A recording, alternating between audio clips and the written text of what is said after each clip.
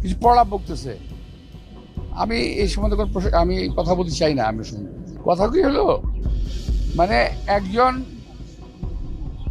একটা মানুষকে ঘায়েল করতে হলে যে সমস্ত অস্ত্রগুলো দরকার সেই অস্ত্রগুলো তারা ব্যবহার করছে, এবং এই সমস্ত কথার এবং ডকুমেন্টারি ফিল্মের কোনো সত্যতা নাই, এবং এরা আর্টিফিশিয়াল ইন্টেলিজেন্স দিয়ে অনেক কিছু তৈরি করছে।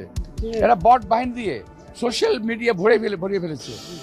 আর এরা যে মিথ্যা কথা বলে, এই শ্রেণীর লোকগুলো যে মিথ্যা কথা বলে, জাতির সামনে এটা পরিষ্কার।